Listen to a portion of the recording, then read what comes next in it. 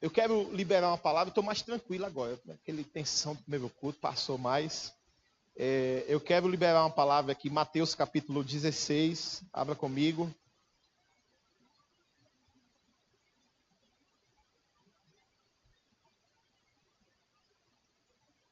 Mateus capítulo 16.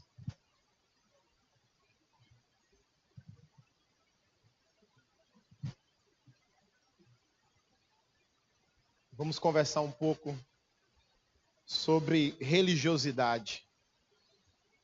Vamos aprender um pouco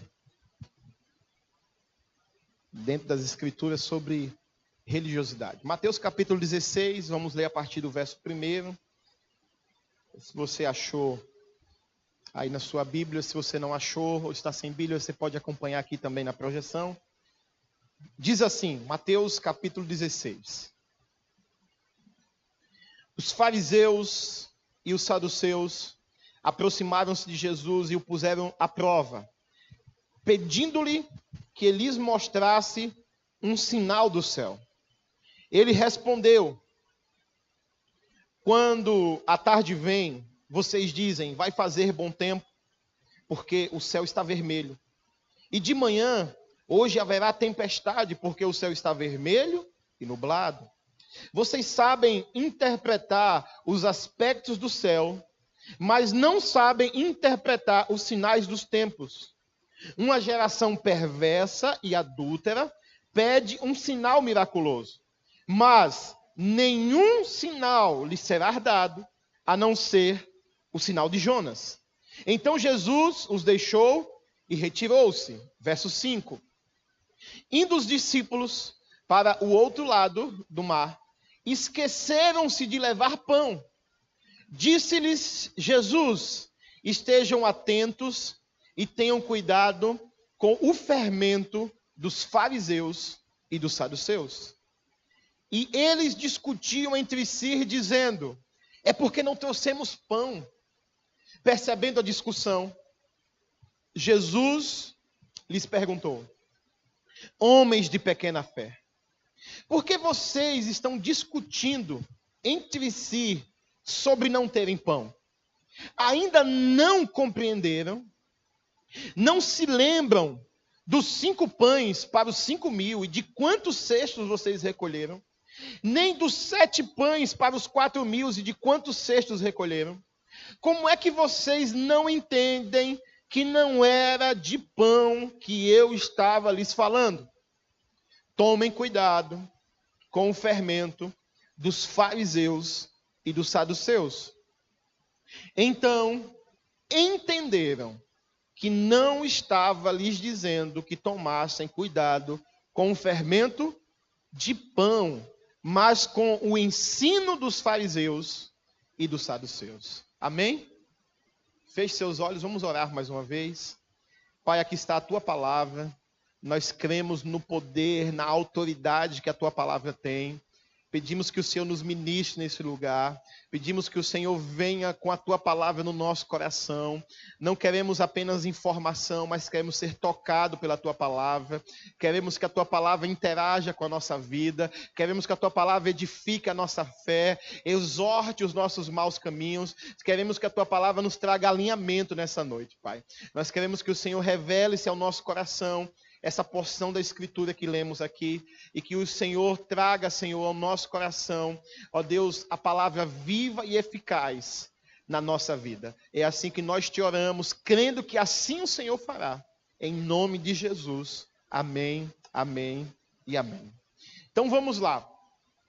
Aqui nós temos um cenário que se repete durante todo o Evangelho. Jesus sendo interpelado pelos fariseus, pelos saduceus, que a gente pode chamar aqui de mestres da lei, os mestres da lei. Esses mestres da lei eram homens que representavam Deus diante do povo, eles eram os líderes religiosos da época. Se você perguntasse assim, olha, quem é o povo de Deus? O povo de Deus é o povo judeu, é o povo hebreu. Quem são os pastores, quem são os líderes desse povo? Eram esses homens, os fariseus, os saduceus, eram eles quem ensinavam as escrituras, eram eles quem atendia o povo, eram eles quem conduzia o povo. Então a gente vai entender que esses homens eram homens representantes de Deus diante do povo. Eles representavam ou deveriam ser representantes de Deus diante do povo. Porém, a fé dos judeus, ela sofreu uma transição, ela entrou em um sistema estruturado e se tornou o que a gente pode chamar hoje de uma religião. A fé, ela entra num estado de religião, numa estrutura de religião. Existe um sistema religioso, um sistema hierárquico, um sistema cheio de políticas, de trocas, um sistema, vamos dizer assim, cheio de hipocrisia, um sistema religioso onde Deus já não estava mais atuando através dessas pessoas e através dessa estrutura. É o tanto que a gente vai entender que do profeta Malaquias até João Batista, nós vamos ter um tempo de silêncio de Deus. Deus não fala com o povo, Deus se cala até João Batista aparecer, preparando o caminho para o Messias. E aí a gente percebe que Deus já não está mais usando esse sistema, mas diante do povo, essa turma, os fariseus e os saduceus, representavam a referência de Deus. Eles eram pastoreados, conduzidos por essa turma. Quando Jesus surge com o seu ministério, o ministério de Jesus é uma denúncia para o sistema religioso montado por esses líderes religiosos. É uma denúncia. Quando Jesus começa a desenvolver o ministério, como o ministério deve ser desenvolvido, Jesus vai denunciar somente com a sua conduta os erros cometidos pelos fariseus. Ele vai denunciar a forma errada como os fariseus conduzia o povo e conduzia o seu ministério. E também, quando Jesus vai se proclamar Messias, o fato de Jesus se declarar Messias, isso era um confronto também a essa estrutura religiosa. Porque Jesus diz assim: eu sou o Messias, eu sou o Cristo, eu sou o ungido de Deus, o que deveria vir. E isso é um confronto a essa estrutura, porque eles não estavam prevendo que o Messias viria agora. É o tanto que nesse capítulo 16 aqui, eles estão dizendo assim: olha, se tu és o Messias, nos dá um sinal. Aí Jesus diz assim: olha, vocês conseguem entender, quando vocês olham para a nuvem, vocês veem que o tempo está nublado, a nuvem está meio avermelhada, olha, vai chover, vai... Sabe, vocês conseguem interpretar os sinais dos tempos, os sinais do clima, mas não conseguem interpretar as escrituras. Isso é uma ofensa. Porque pense numa coisa que o fariseu se orgulhava, era que ninguém interpretava as escrituras melhor do que eles. Eles eram exímios interpretadores das escrituras. Eles tinham orgulho disso.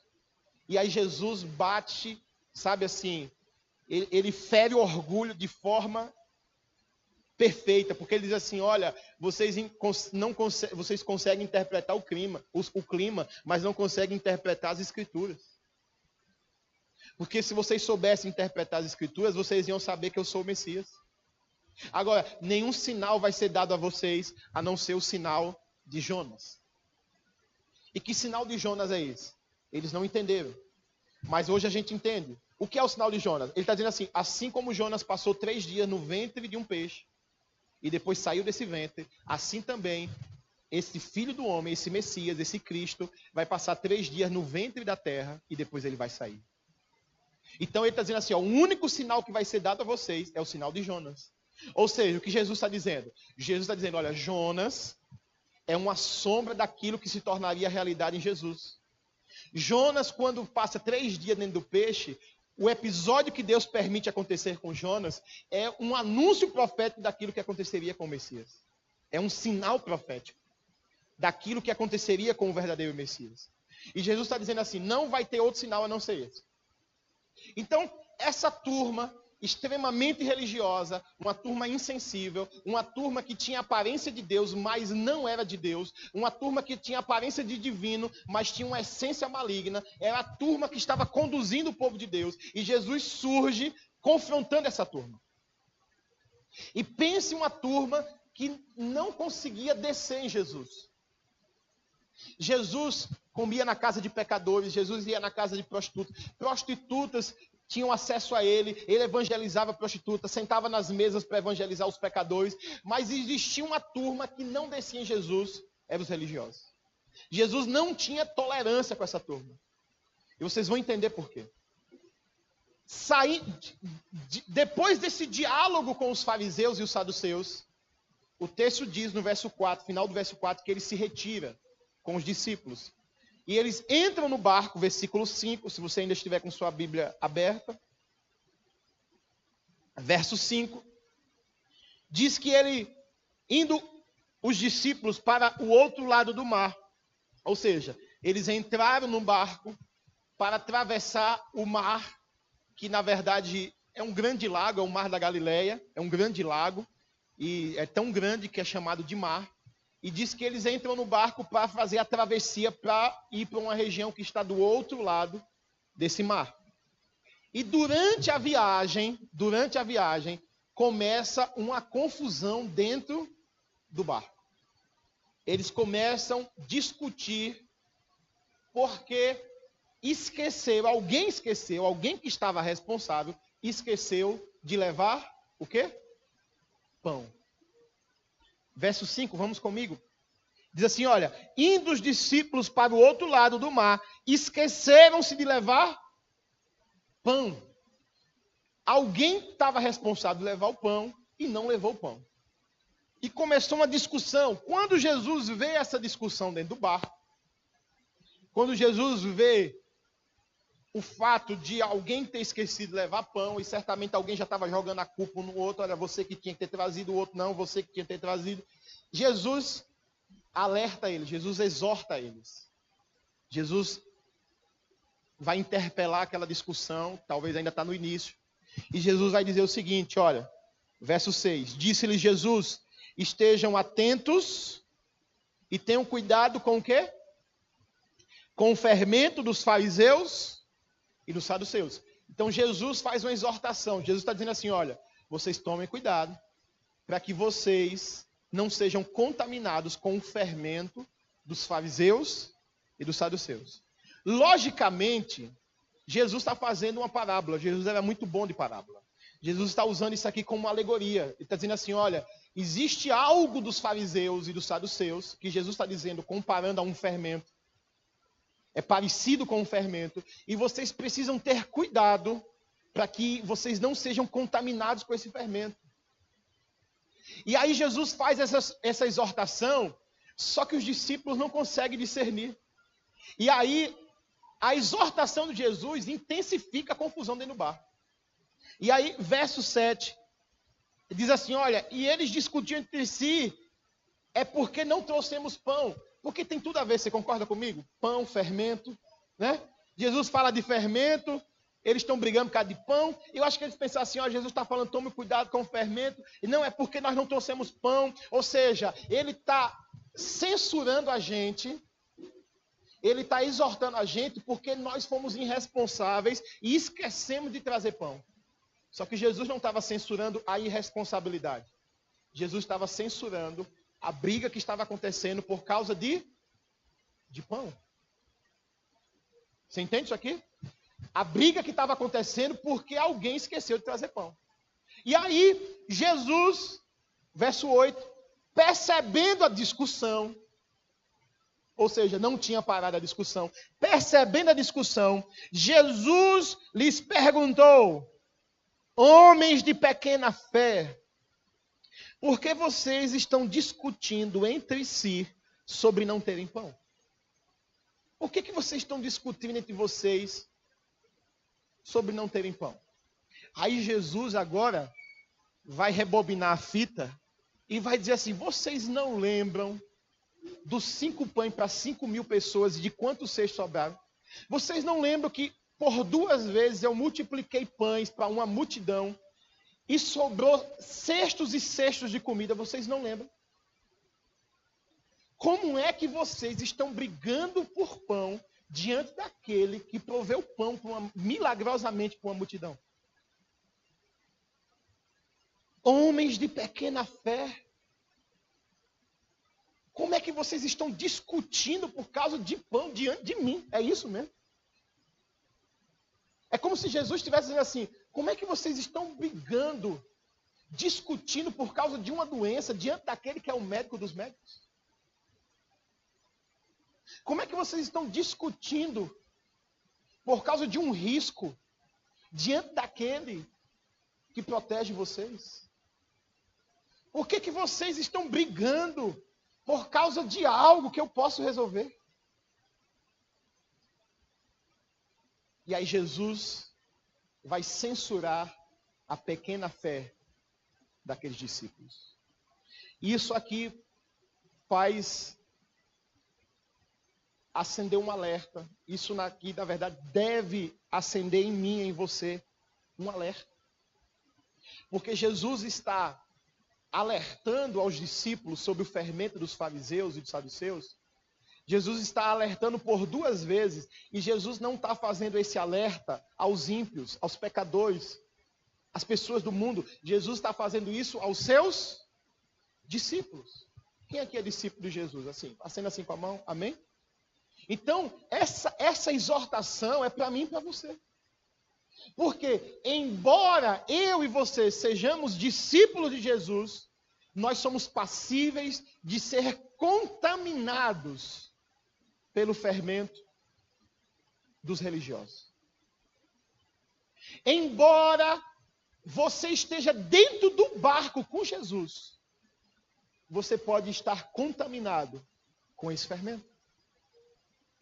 Traduzindo, você pode estar dentro de uma igreja, você pode, não faltar culto, você é assíduo na igreja, você participa de todas as programações, todos os eventos, você é uma pessoa super envolvida, você está caminhando com Jesus, mas é possível que mesmo dentro do barco com Jesus, mesmo dentro de uma igreja, participando de uma igreja, você pode ter uma vida cristã, você pode conduzir uma espiritualidade contaminada com o fermento dos religiosos. Que é o que está acontecendo aos discípulos.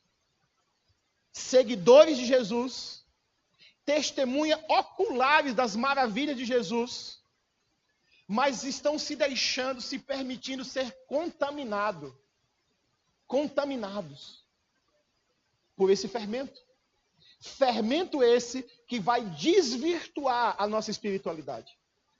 Fermento esse que vai desvirtuar a nossa fé.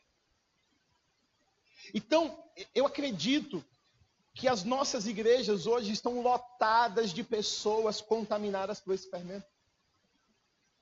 E você sabe aqui uma evidência clara que testifica essa minha afirmação? Você quer saber uma evidência clara? É o nível, a quantidade de brigas que há dentro das igrejas por causa de pão. Quantos discípulos estão se engalfinhando, brigando um com o outro, discutindo, se comendo um ao outro por causa de pão. O pão aqui, irmãos, é uma figura que representa o bem material, a provisão material. O pão é essa figura da provisão, da matéria, do material, do bem material, da posse material. O pão aqui é essa figura. Quanta gente está brigando por causa de coisas materiais. Quantas igrejas, pessoas estão brigando por coisas materiais, discutindo por coisas materiais. Brigando por causa de dinheiro, porque o dinheiro devia ser investido ali, o dinheiro devia ser investido aqui, porque eu não concordo com isso, eu não concordo com aquilo. Quantas pessoas estão discutindo porque, olha, eu não concordo com essa escala, eu acho que eu deveria estar na escala assim, eu não concordo com isso. Quantas pessoas estão comprometendo a comunhão do barco por causa de pão? Quantas pessoas estão comprometendo a unidade do barco porque esqueceram de trazer pão? Quantas, e aqui a briga não é só pela falta de pão, mas a briga também é uma troca de culpas. O texto não deixa claro isso, mas há evidências de que eles estavam discutindo, tentando descobrir quem era a culpa. Não, olha, você que tinha que ter feito, ou o outro, não, você, ou seja, descobrindo a culpa de quem é a culpa. Então, eu entendo que esse fermento dos fariseus, quando me alcança, ele faz eu me tornar um caçador de culpados. Eu tiro os olhos de mim, eu não consigo ver a minha culpa, eu não consigo ver os meus erros, eu não consigo ver as minhas falhas, e aí eu começo agora a procurar culpados. Quem é o culpado por conta disso? Quem é o culpado porque o culto demorou? Quem é o culpado porque isso saiu errado? Quem é o culpado porque isso não está indo bem? Quem é o culpado por causa daquilo? Eu começo a achar culpados, e aí eu começo a elencar uma série de culpados, e isso vai gerar discussão, vai comprometer a unidade, vai comprometer a comunhão. Isso é coisa de discípulo de Jesus que está contaminado com o fermento dos fariseus e dos saduceus. É isso que está acontecendo aqui. Jesus está censurando, não é as pessoas de fora do barco. Jesus não está censurando a multidão. Jesus está censurando os discípulos. Então escute, você que está aqui hoje. Você que está aqui ouvindo essa palavra. Você que é discípulo de Jesus. Palavra de Jesus para você hoje. Cuidado com o fermento dos fariseus e dos saduceus. Cuidado para você não ser contaminado com esse fermento. Cuidado, porque é possível seguir Jesus, é possível estar no barco com Jesus contaminado por esse fermento. É muito difícil de perceber. Sabe, é muito difícil de fazer uma autocrítica e reconhecer em mim a atuação desse fermento. Jesus está dizendo para você hoje, cuidado, você precisa fazer, sabe, um autoexame, uma autocrítica hoje, entender se você está contaminado por esse fermento, porque esse fermento vai comprometer a sua espiritualidade, vai comprometer o seu ministério. Esse fermento vai comprometer. E aí, pastor, que fermento é esse? Eu preciso descobrir. Para eu identificar o fermento na minha vida, eu tenho que descobrir que fermento é esse. Jesus vai falar aqui, finalzinho do último versículo 12, verso 12. Verso 12. Ele diz assim: então entenderam que não estava lhes dizendo que tomassem cuidado com o fermento de pão, mas com o ensino dos fariseus e dos saduceus. Ou seja, existe um ensino religioso. A religião, ela vai produzir um ensino, e esse ensino, ele se contrapõe ao ensino de Jesus. A religião vai produzir uma doutrina, que essa doutrina, ela vai fazer contraponto com a doutrina de Jesus. Ele está dizendo, olha, o fermento é um ensino, é uma doutrina, um ensino que permeia a nossa mente. O fermento aqui, esse contexto aqui, não existia o fermento químico. O contexto aqui é o fermento biológico que se usa hoje, ainda hoje é usado. E qual é o princípio ativo do fermento?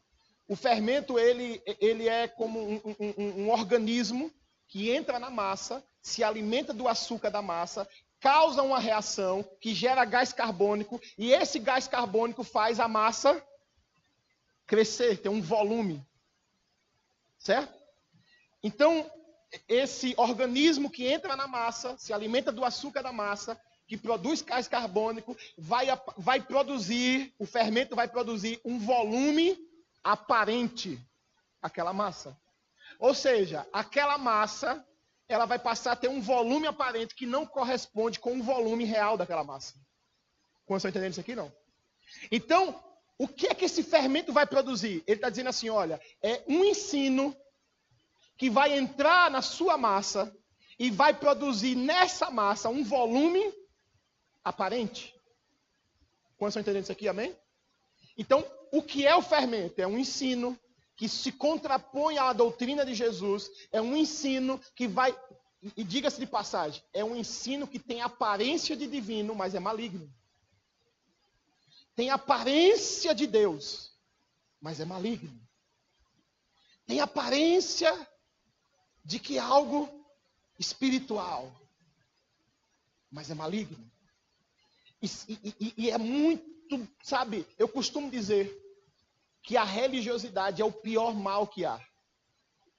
Por quê, pastor? Porque é o mal disfarçado de Deus. O mal se transforma de Deus para que aquelas pessoas recebam o mal como se estivessem recebendo alguma coisa de Deus. Você entende isso aqui? Não. Tem a aparência de Deus, mas a essência é maligna.